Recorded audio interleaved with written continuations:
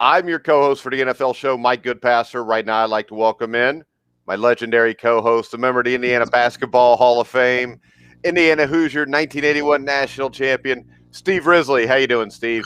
I'm trying to figure out how the three people that are probably listening to us are equating my basketball background, turning it into a pick 'em show for an NFL. Well, the pickup show will be tonight at 8 o'clock with Dan Kornhauser, you, yourself, and me. And last week, of course, you did come in last, which would make it, you know, easily believable that a But it basketball was a guy came in close third. last. It was a It very was a close close last. last. It was a close last. All right, Steve, we're going to go ahead. We're going to All start talking right. about the big things that struck us this past week in the NFL. We're going to start off with the Steelers. Their demise has been greatly over-exaggerated. The defense is still very good. Minka Fitzpatrick, T.J. Watt both played really well this week. The Buffalo Bills, not so much. And this is something where I think the Bills were expected to be possibly a Super Bowl team, and the Steelers were projected to be dead in the water. It didn't turn out like that in the first week, though, Steve. Not at all. And I still think the Bills are a Super Bowl contending team.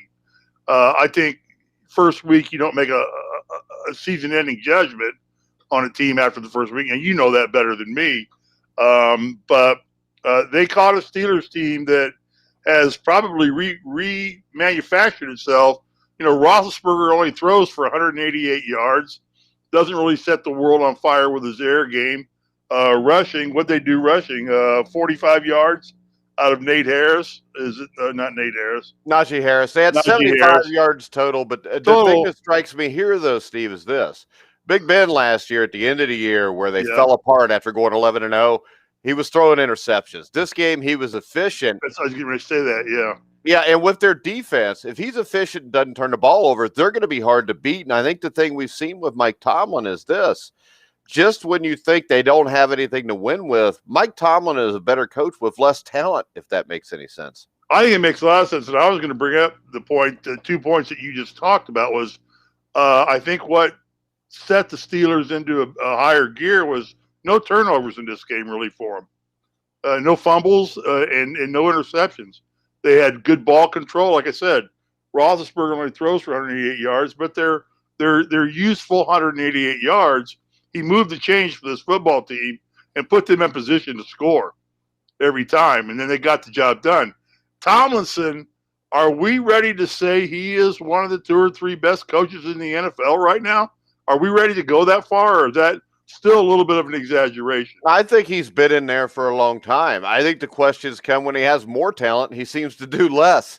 But when you look at this game, Buffalo outgained Pittsburgh 371 yards to 252.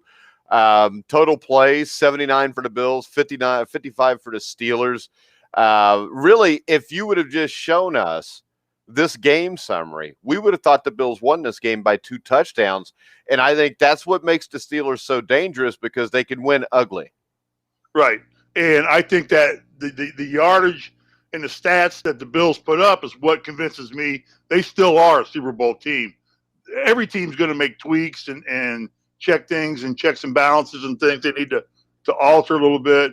But for the Bills to come up and put up those kinds of numbers and actually play a pretty good football team, although they just ran into a typical steel curtain defense and just a non-mistake offense.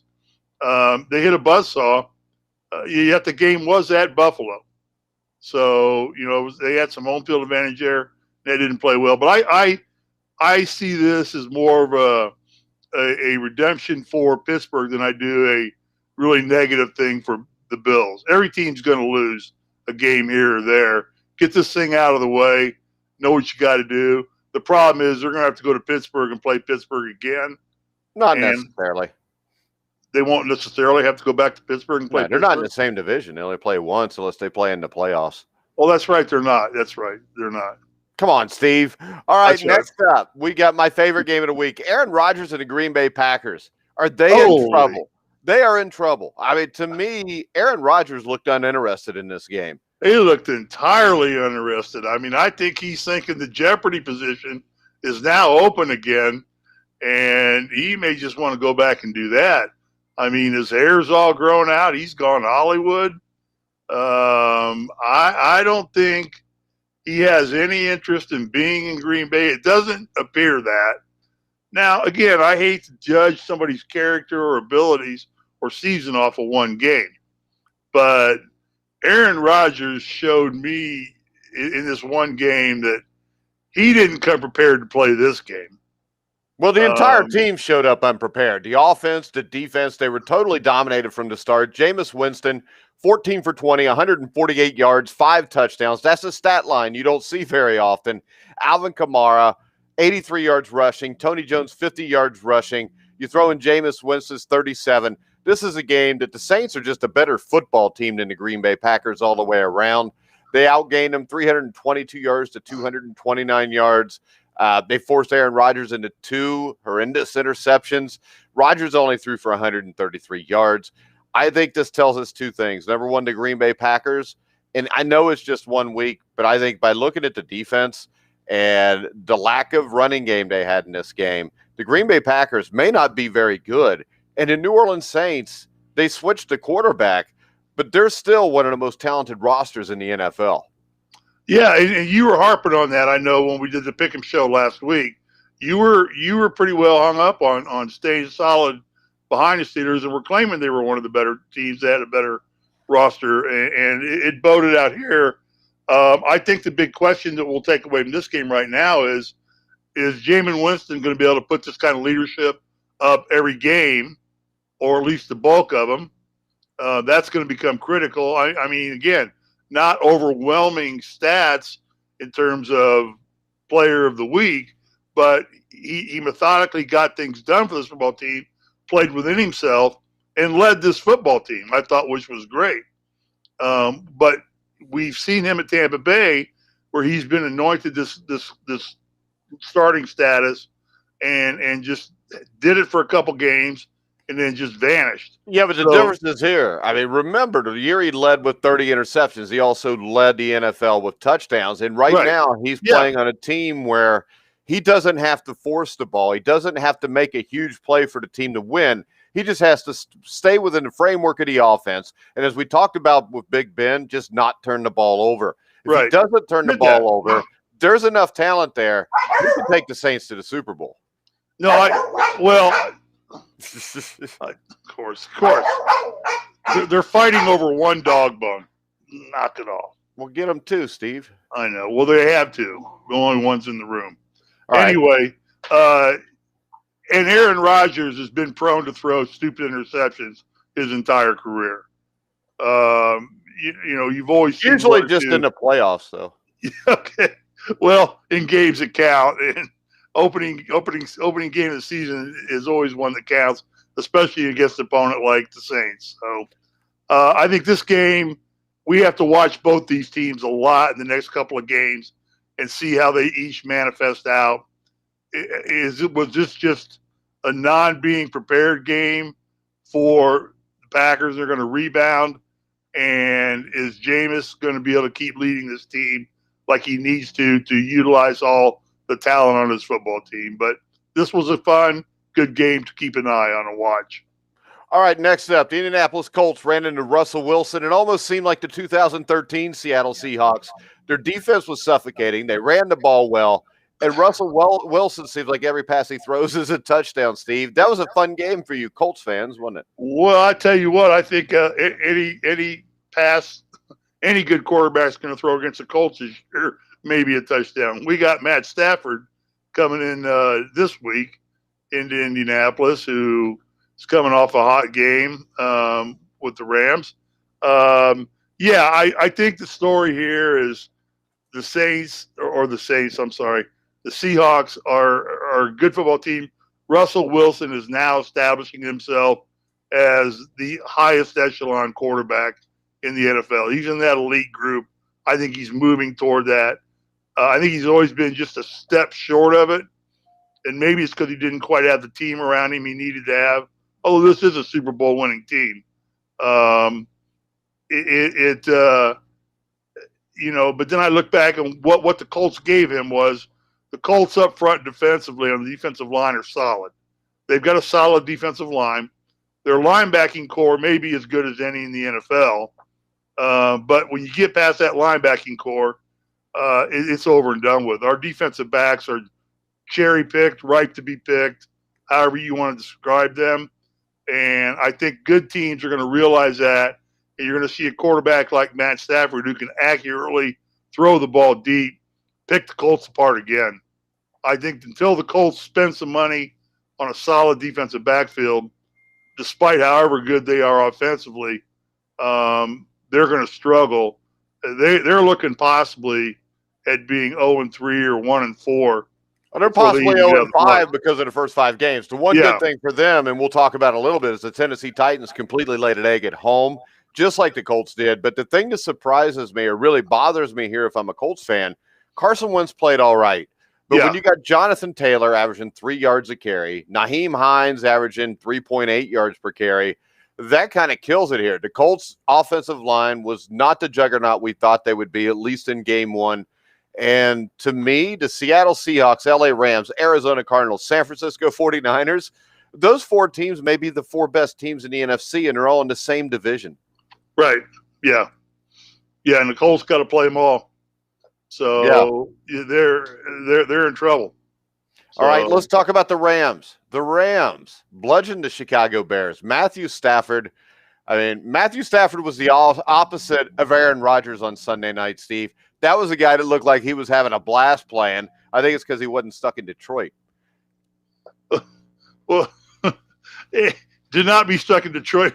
Always thinks, like it's always sunny in Philadelphia. That's because you had to have come from Detroit to get there. I think Stafford fit into the offensive scheme. I think the outlook, the whole team just seemed more pumped. Now, they're going to their new stadium. They're at home. They've got a new quarterback.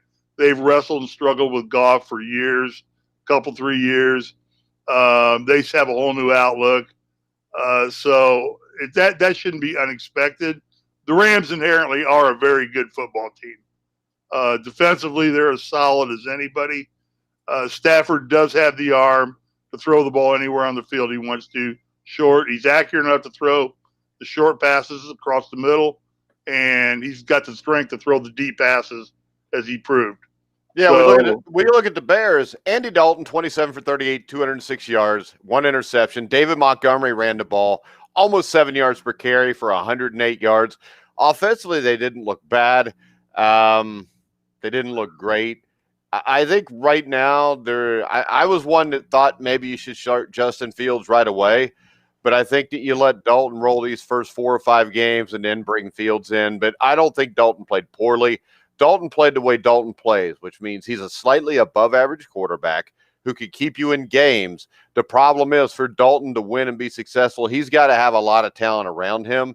And offensively, weapon-wise, wide receiver, you had Marquise Goodman. You've got Cole Kmet, Allen Robinson. That's not, it doesn't blow you away when you look at that talent. I watch games like this, and I look at the Bears, and I see the NFL as a cyclical league. Teams, they rise to the top. Players decide they want more money. They leave. They retire. They get injured and never return the same. The Bears are a football team that have been down for so long. Is this just a management problem with this football team, or what's going on here? The problem is they never find a quarterback. You wasted 3 years on Mitchell Trubisky. You've wasted all kind of years on the Rex Grossmans of the world. Hell, the last legitimately really good quarterback they had was who? It was Sid Luckman back in the 1940s. You had Bobby Douglas. He could run around. You don't count McMahon in there? Jim McMahon was a good quarterback. Yeah. But, that team won because they had maybe the greatest defense of all time, and they had Walter Payton, maybe the greatest running back of all time. McMahon was a good quarterback, but McMahon's career was short-lived because he was always hurt. So outside of McMahon, there's really nobody there that I think, come on, do we think Jay Cutler or Rex Grossman was the guy? Their lack of being able to get a quarterback in that can win you games is just mind-numbing when you look. It's been like 80 years since they've had one. Yeah, it's been a while, and I think looking at the geography around Indianapolis, being a Colts fan, at least we have a little bit of hope that things can. We have talent on that football team. I don't know if it's just enough talent to, create any havoc on anybody. But the Bears, that those poor people in Chicago are looking at a dismal year. Maybe not, because they're in the NFC North, which I think could turn into last year's NFC East right now. If the Packers really are that bad, you got the Lions. I think the Vikings, they could be good. We'll talk about them in a minute. But hell, if Justin Fields was to come in 5 games in and play his ass off and they go 8-9, he might get them to the playoffs. So they do have the hope that Justin Fields is the man. Now, whether he is or not, I don't know. I think he could be.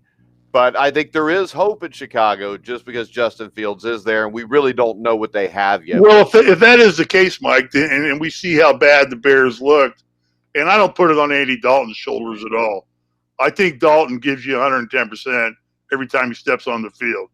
I've liked Andy Dalton from the first time he put a Bengals uniform on and played, and I think he labored in that environment. He didn't labor. He went to the playoffs 5 straight years. Okay.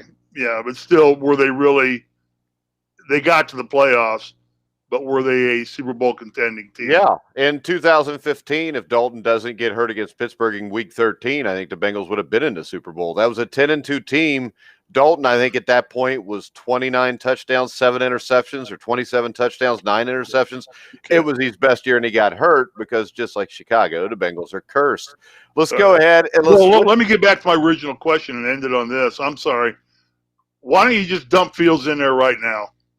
Let him take his lumps. Let him learn. What is the negative thing of doing that? I would say the negative is this. They play the Cincinnati Bengals this week, and I would rather play Andy Dalton than Justin Fields just in case Justin Fields is good. So I'm hoping that they keep him in. But truthfully, way to have faith in your own football team. No, it's just safer that way because Justin Fields might come ball out. But to tell you the truth, if I'm the coach of Chicago, Justin Fields would have started last week. I mean, and with Andy Dalton, you've got the best backup quarterback in the NFL.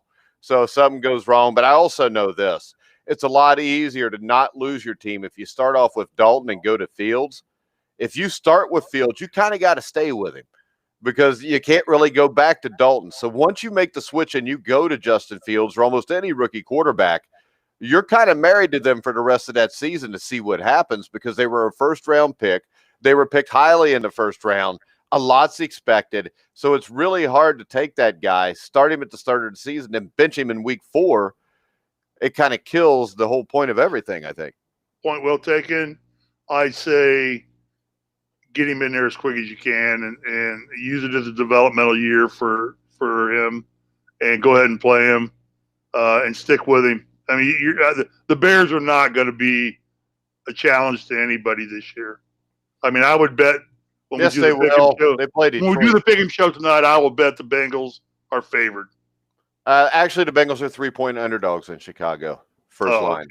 Wow. All right, next up, we're talking about the Bengals. Joe Burrow came back, looked like he'd never missed a beat. The Bengals' defense was actually dominant, which I never thought I'd say outside of 1988.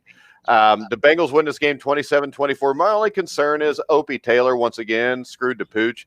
The guy is a miserable human being as a football coach and a human being. I'm not a big Zach Taylor fan. Nobody in the middle of the third quarter up 21-7 when your defense is dominating goes for it on 4th and 1 from their own 30.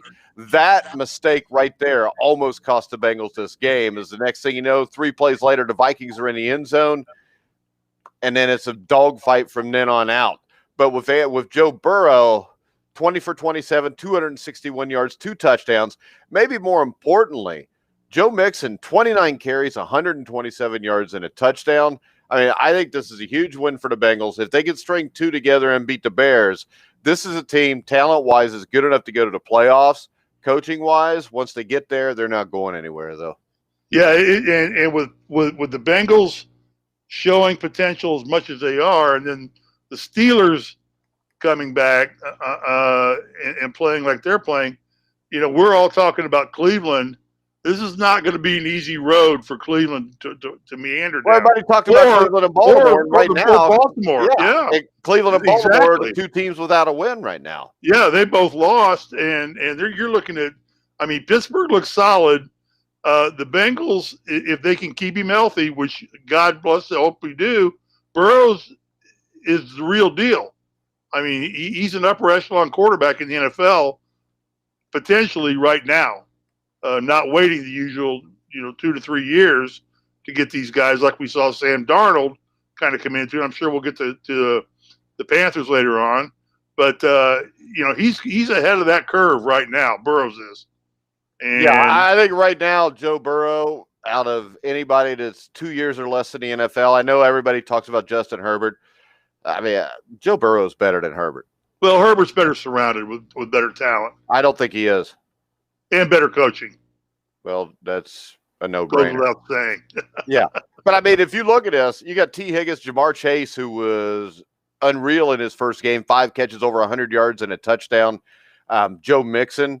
I mean, San Diego or the Chargers I don't think they have that kind of talent. And I think the Bengals offensive line, is definitely improved from last year. And the most important thing here is the defense is big time improved. And until they gave the ball up on their own 30-yard line, they dominated. So, Steve, let's get to we're in about the middle of the show. Give me your surprise of week 1.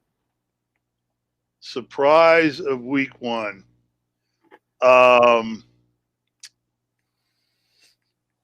I tell you what, I wanted to say Dallas, but they didn't win. So it really can't be a great surprise. I guess the one that I didn't see coming was Philadelphia, Atlanta. So wait a second. We talked about this before the show. I gave you mine, and you picked the same damn one. Well, it makes sense, Mike. I mean, imitation is the rarest form of flattery. No, it's the sincerest form. The rarest form of flattery. I don't know. You need a new book of quotes. I know I do. Or just have your wife read them to you. But I would think that game was a surprise. Actually, the Cardinals were a little bit of a surprise to me too. Yeah, I caught a lot of crap too for picking them on the Pick'em show. Yeah, you did, because we went the other direction. And, all right, let's do this. I think my most interesting game of the week was the Panthers and Sam Darnold. Do you think maybe he went and warned the New York Jets quarterback after the game how bad things are going to get there? No, I think Sam Darnold's got too much class to do that. I think you're being facetious.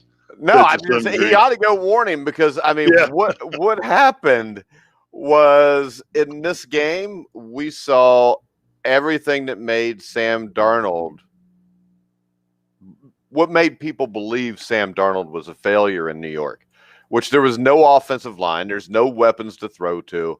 There's really no running game. I think hopefully Zach Wilson was able to talk to Sam Darnold privately after the Jets lost to Carolina, because, like I said, shoddy pass protection, bad luck, defeat. That's what happens if you're a New York Jets quarterback, not named Joe Namath. He was sacked 6 times on Sunday, and they may be without their best offensive lineman, Mekhi Becton, for a long time now. Yeah. Yeah,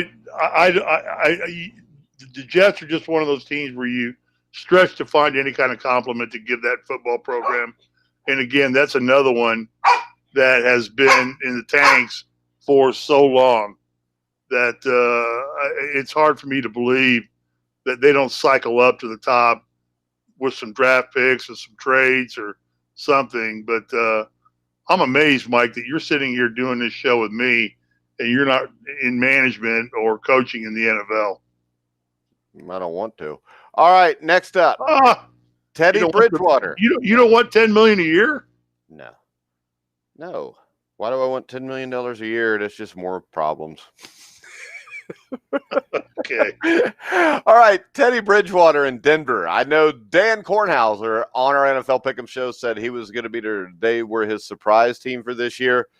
And they actually looked like it is definitely possible as they handled the New York Giants and Daniel Jones. Teddy Bridgewater was 28 for 36, 264 yards, 2 touchdowns. Melvin Gordon runs for 101. Javonte Williams runs for another 45. They have over 150 yards rushing, over 250 yards passing. And, of course, the New York Giants have Daniel Jones, who I think fumbled the ball at least once, but he had a decent game. Saquon Barkley, though, 10 carries for 26 yards. This Denver defense is good. And if Teddy Bridgewater continues to play like this, the Broncos can make a run at a playoff spot. I do believe I picked the Broncos as well as Dan. Hold on. Yes, you did. Yes, I did. That's why I couldn't use them as my surprise game of the week, although it kind of shocked me that they won. Well, yeah, anytime you're right on a pick, it's shocking. So. There you go. Yeah, I mean, Denver just has a rich tradition, a rich history. Bridgewater definitely is the key to that club. Von Miller apparently led a stellar defensive effort. The team seems to always be solid. Elway, well, I don't think you're an Elway fan. Yes, I am as a player. Oh, you not as a drunken GM. Yeah. I think he always keeps a good foundation with that football organization.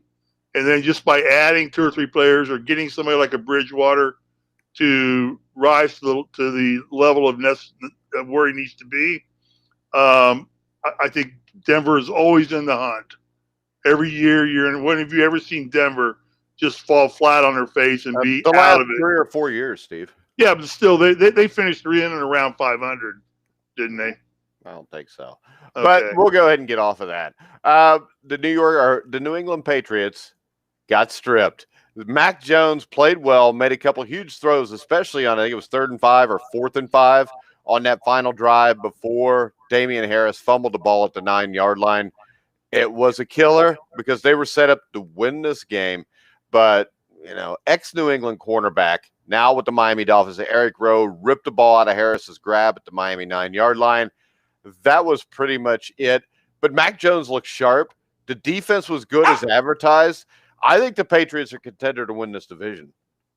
Oh, I do too. I think this AFC East is not what it used to be right now, other than Buffalo. How about this? I think it's better than what it used to be because it used to just be one team. Now there's 3 teams that could possibly win this division. You're talking about what, Miami, New England? And everybody not named the Jets. Not named the Jets. Yeah, I would agree. It's going to be a little bit tougher road in this division for Buffalo than people were giving them credit for. They're going to have to play, because I think that the Dolphins Patriots game was a good football game. It was fun to watch.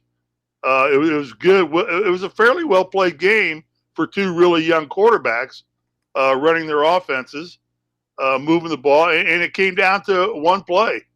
Basically, the fumble that kind of took New England out of it, but by the same token, that sealed the win for Miami. So any game that comes down to one play like that says you got 2 pretty balanced teams and can do it. But I think the difference here is I think Mac Jones is going to grow and grow and grow and grow under Belichick and under the Patriots system.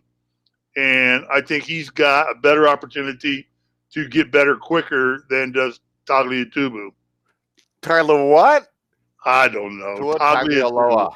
Come on, I can't even say it. I can't pronounce words. All right, next up, the Kansas City Chiefs escaped.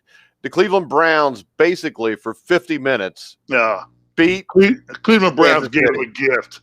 They didn't give him a gift. The punter did because they snapped the ball to the punter. The punter drops the ball, and that's. Yeah, you said that was his first punt of the season. Yeah, because they didn't punt all day because Cleveland. Baker Mayfield, 21 for 28, 321 yards. Nick Chubb runs for 83. Chubb and Hunt basically combined for around 130 yards and averaged 5.5 yards per carry. The Cleveland Browns should have won this game, but Patrick Mahomes rears up, strikes him for 23 points in the second half, throws 3 touchdown passes, 337 yards. Clyde Edwards-Helaire was held to only 43 yards. The things that would concern me coming out of this game are the fact that Kansas City's defense did not look very good. They did not run the ball very well. Actually, I come out of this game even thinking more that Cleveland has a shot to go to the Super Bowl than I did before the game. I tend to disagree with you slightly. Why? For two reasons. One, what we saw Mahomes do is Patrick Mahomes. That's how that man plays football. I mean, he plays on the cutting edge of the earth. But he makes the plays 9 out of 10 times. It's not like a fluke or like a Brett Favre where you say, hey, Hail Mary it up there, and whatever happened, and 50% of the time it went Brett's way. This is a guy who manufactures this stuff. I've never seen a quarterback. What's this have to do with the Cleveland Browns being a Super Bowl contender? I'm getting there. Okay. I'll say this last about Mahomes. I've never seen a quarterback be able to throw the ball from so many different positions: sidearm, underarm, overarm. John Elway. Yeah. Elway may be the last quarterback who could even do that too. But how this relates to the Cleveland is, I think that for the Cleveland to be a Super Bowl contending teams, what's their quarterback's name? I'm drawing a blank. Baker Mayfield. Mayfield is going to have to calm down. He's going to have to settle down and get into a rhythm in the games. He's trying to play. I don't think he's intentionally trying to play like Mahomes, but I think he's got that same mentality of being a gunslinger right now, and I think he needs to settle down. He's got so many offensive weapons through the air or in the backfield that he needs to let the other team get involved more and be a part of the success rather than him. And I don't think he's intentionally doing it. I just think that's his style. But he's one who may need, in my eyes, to alter his style a little bit, slide down into the quarterback position, move the chains, and take what you can get. Until he does that, I think that they're going to lose these close games. I hate to tell you this, but if the punter doesn't drop the ball, they may win the game. Sure. I mean, all I know is this. This is September. When you get to January, the difference in this game is this. It's going to be probably 20 degrees out. Running the ball is going to be highly important. Playing defense is going to be highly important. Cleveland is better at both of those things. They won this game off a Browns special team error and basically the brilliance of Patrick Mahomes.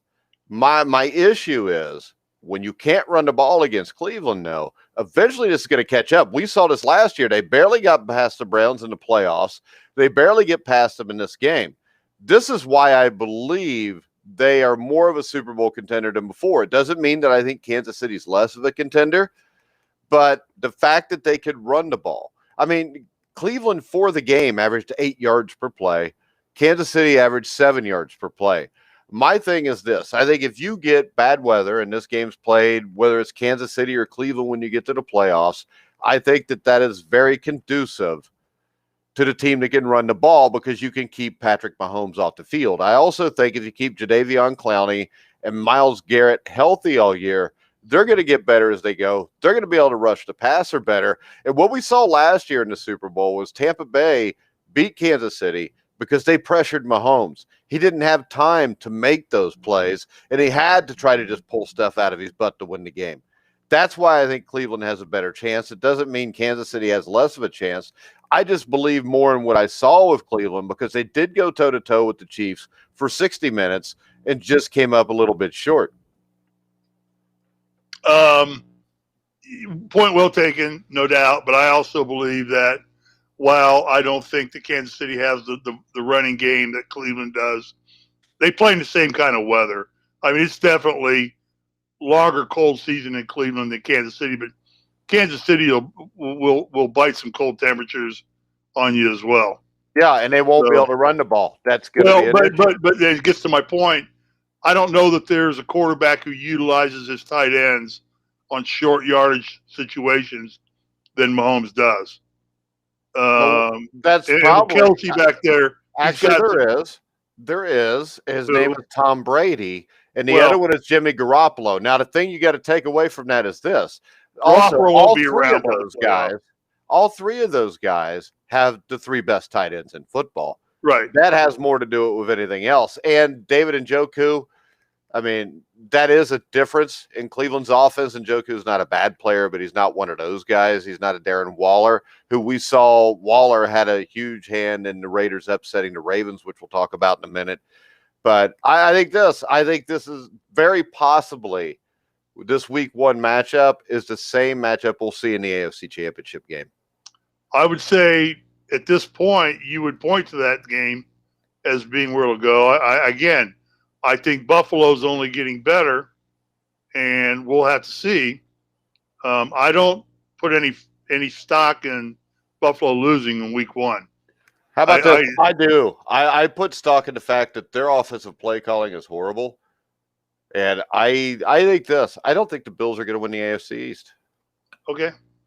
We'll see. I may be completely wrong. They may win their next 16 Mike, games. But generally right in this stuff. I mean, all the right. fact that I only lost to you by one game gives me eternal hope. It actually shouldn't, because that means you lost. Next up, the Cardinals shocked the Titans. They didn't shock me because I told you this would happen, Steve. I told you and Dan. But the Cardinals win this game. And when you look at this Cardinals offense is pretty dang good. And the defense looks like it's gotten a little bit better. What's your takeaway from this? And is there any concern if you're the Tennessee Titans? My concern with the Titans has always been the same. I think Tannehill's overrated. I don't think I've watched that kid since he was on Hard Knocks as a rookie with Miami, and just took a liking to him and followed him, mildly throughout his career.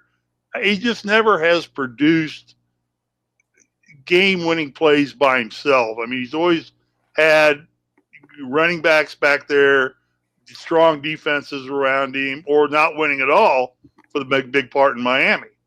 So I think that the weakness that is Tannehill for the Titans. I think the thing here that we talked about having the surprise game of the week, I think the eye-opening game of the week was this game, because the Cardinals are good. I mean, they're Murray's a good quarterback. I mean, they got weapons. I mean, they've got weapons anywhere you want them to have weapons. They had Chase Edmonds and James Conner combined for over 100 yards rushing, but you had DeAndre Hopkins, 6 catches, 83 yards. Christian Kirk, 5 for 70. Rondell Moore, 4 for 68. Edmonds out of the backfield, 4 for 43. A.J. Green, 2 for 25. And this is a team, Isaiah Simmons really played well on defense. You got Chandler Jones. I mean, this is a team that can play just enough defense to give them a shot here. The problem is they're in the NFC West. In the NFC West, that division is going to be hell to get through this year and to win, but they got a shot. No, I agree. And I think that they run kind of a gunslinger type offense with Kyler Murray, but they run it efficiently. I mean, it doesn't look helter-skelter gunslinger. It looks efficient gunslinger in the first game. Now, let's see what they do this week and go forward from there. But I think this is the eye-opening game of the week for me, was this game. Not so much for Tennessee, because I think that whole division, I mean, look, every team in the AFC South lost except for the Oilers, who beat the Jaguars. The Oilers? The Texans. Damn, you're getting worse than me now. All right, next up, lastly, maybe the best game of the week. The Las Vegas Raiders upset the Baltimore Ravens after being down 14-0 early in the game. Derek Carr, 34 for 56, 435 yards, 2 touchdowns. They really didn't get anything out of Josh Jacobs in the running game, but Darren Waller, 10 catches, 105 yards. Hunter Renfrow, 6 for 70. Brian Edwards, 4 for 81. This is a huge win for the Ravens. For the Raiders, I still don't think the Raiders are really a playoff contender. But my concern, if I'm the Baltimore Ravens, my leading rusher was Lamar Jackson. And they've had so many injuries at running back.